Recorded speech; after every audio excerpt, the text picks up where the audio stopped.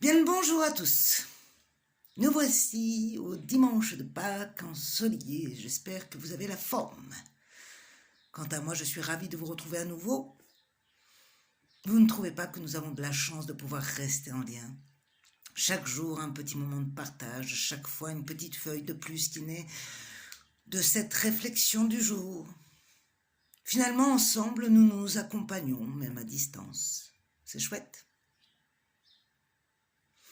Si Tarzan se laisse porter par sa liane de branche en branche à la force de ses mains, eh bien nous laissons porter par nos pensées de jour en jour, à la puissance de notre compréhension et de nos convictions. Nous libérons peu à peu de nos fausses croyances, de nos peurs, nos émotions négatives, et nous rattachons au vrai sens, propre à chacun.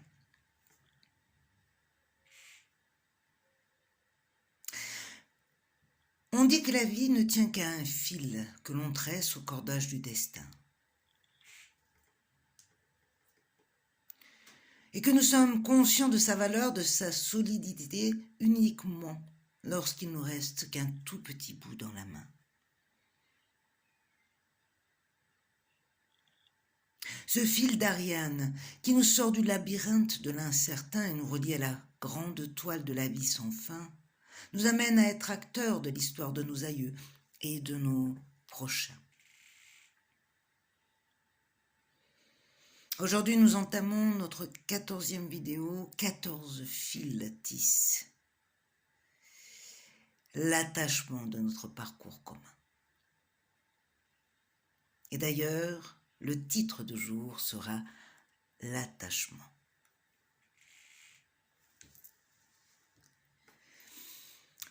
L'enfant est relié à sa mère par un cordon. Puis, chemin faisant, se développeront en lui les liens affectifs de l'attachement, en lui et à l'autre. La dépendance produite par le manque nous enchaîne, nous réduit certes, mais le lien peut aussi nous porter, nous nourrir quand nous en avons besoin. Il relie l'orphelin au chemin d'un demain meilleur. Juste une parole, un geste, un signe suffit parfois à raviver en nous cette continuité, cette force de croire toujours et de tisser. C'est la magie de la reliance. Alors, chers tissants, sachez, notre chemin est déjà tout tracé. Mais pour nous, il nous amène au travail du jour avec notre petite introspection. Installez-vous donc confortablement et respirez profondément 3 fois.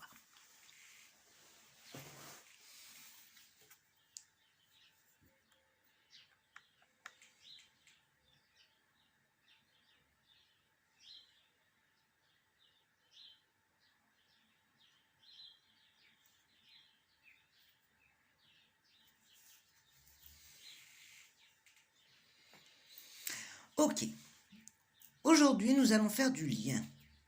Nous allons nous relier, bien que nous sommes déjà. Commencez par imaginer que vous avez un soleil au niveau du plexus solaire. Tout lumineux, agréable et chaleureux.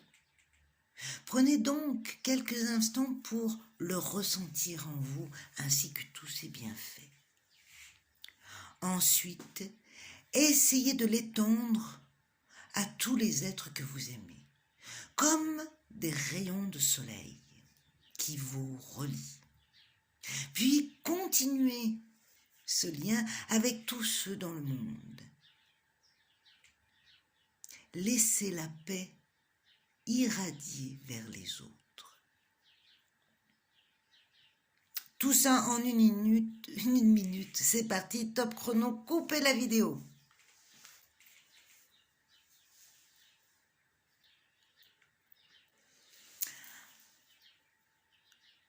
Cher soleil, merci. Vous savez, plus il y aura de paix, d'amour, de clarté dans les êtres, plus il y en aura aussi dans ce monde.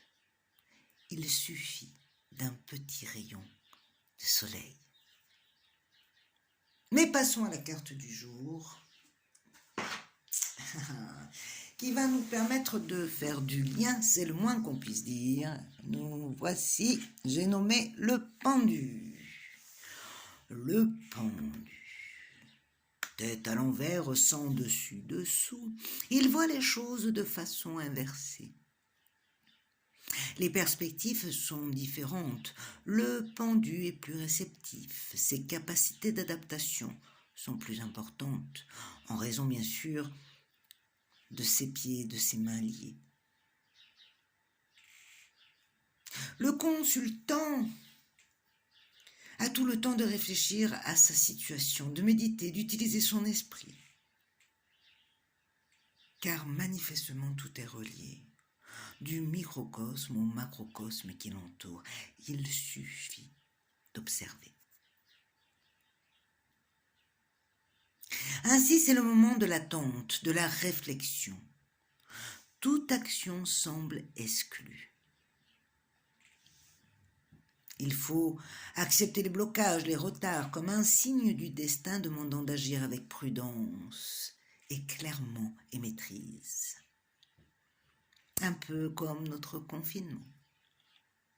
Il faut passer par une épreuve d'observation pour pouvoir avancer sereinement, pour gagner un devenir meilleur, plus vaste. C'est de cette façon que l'avenir sera plus positif, les rapports à l'autre plus sains. C'est la patente de l'araignée qui prend le temps de superviser tous les liens de sa toile, consciente de ce qui les retient.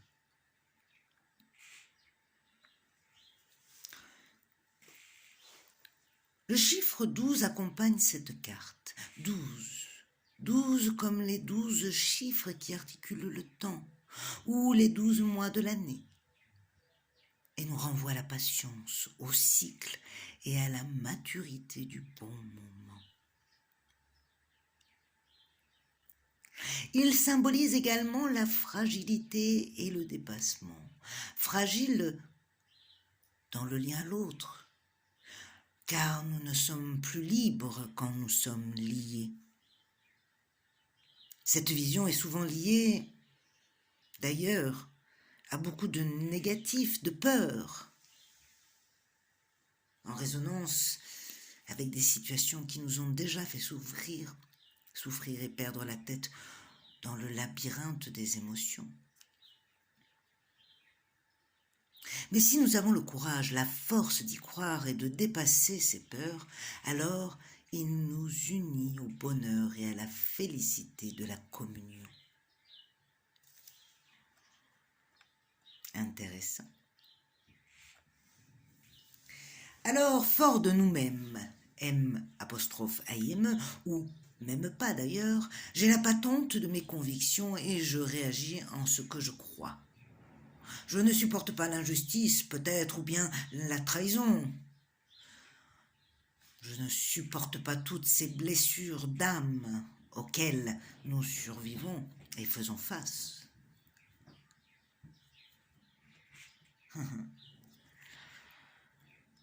Le lien, vous savez, nous ramène à l'attachement. Crée un trouble,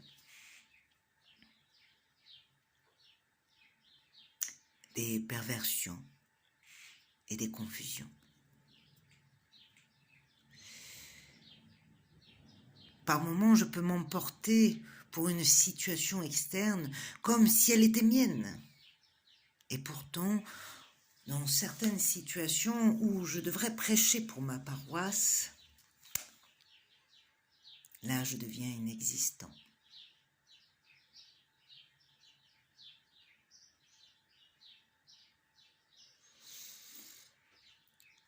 J'agis et je réagis, mais est-ce que je le fais autant pour moi ?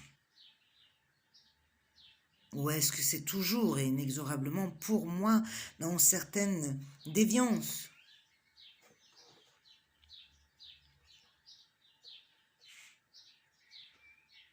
Hier, il était question de mesurer nos réactions face à ce qui nous tient à cœur, face à des seuils critiques d'une situation qui nous a amenés à sortir de nos gonds.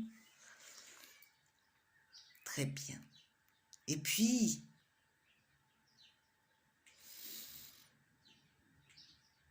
de remarquer si, dans certains cas, elle avait tendance à nous abandonner.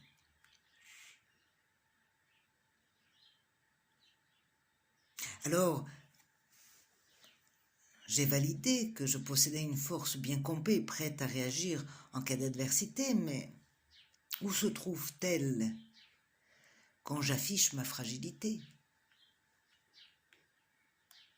Ou quand je tends à vouloir améliorer ma situation ou prêcher pour une amélioration?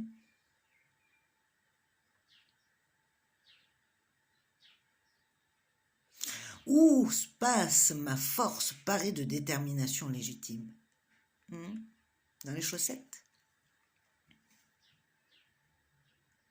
Plus les choses nous touchent de près, plus elles nous renvoient à notre fragilité, nos failles et notre imparfait. Mais il faut que ça change, un peu du moins. D'ailleurs, un peu, c'est bien en lien avec un moins. Ça représente la graine. Ça représente le potentiel.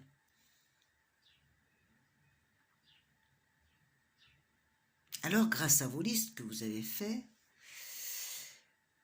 nous allons essayer d'équilibrer tout ça.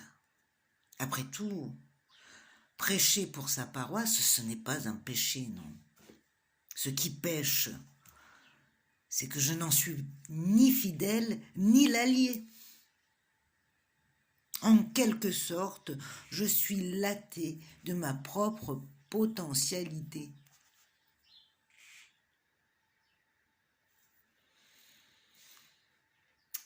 Nous allons enlever un peu de notre force combative de la moralité et en rajouter un brin du côté de notre personnalité.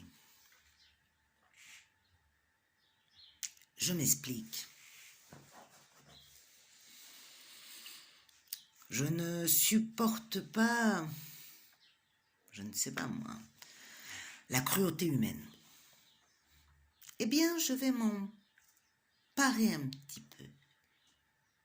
Je vais devenir un peu cruel. Ou alors, je ne supporte pas l'injustice. Eh bien, je vais m'en parer également. Pourquoi? Parce que si je suis quelqu'un de juste, d'accord?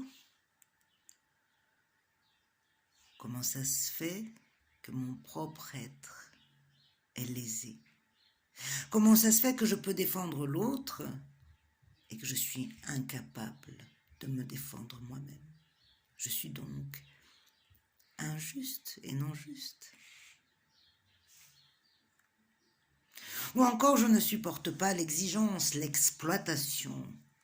Alors je vais commencer par reconnaître mes limites, mes failles, au lieu de tirer sur la corde jusqu'à ce que je craque et que je n'en puisse plus. Un peu de bonté, c'est très bien, mais c'est surtout être capable de reconnaître ses failles, ses souffrances et de le dire à l'autre. Non, je ne suis pas capable de comprendre, car ça me fait mal. Non, je ne suis pas capable d'assurer, parce que j'ai peur. Voilà le travail que nous allons faire aujourd'hui. C'est un travail encore d'honnêteté, de sincérité, de modestie et d'humilité. Mais c'est un travail qui nous amène vers la liberté. Quand nous sommes en équilibre, nous sommes en paix. Allez, accompagnons-nous aujourd'hui de la carte couleur qui, j'espère, sera toujours aussi bien en résonance comme d'habitude. Le sac, je touille et je prends. Et je tombe sur la carte, je ne sais pas si vous voyez bien, bleu ciel, hop, comme ça, 13 matières. Ok. Je vais lire la signification de la carte. Alors, il faut déjà que je trouve la carte et on y va. J'appréhende de dire les choses par peur. Je reprends.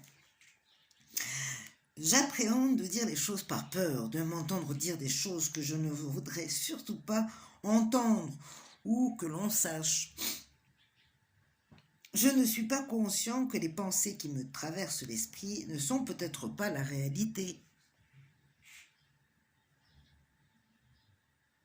Je ne sais pas m'écouter, bien que je parle peu.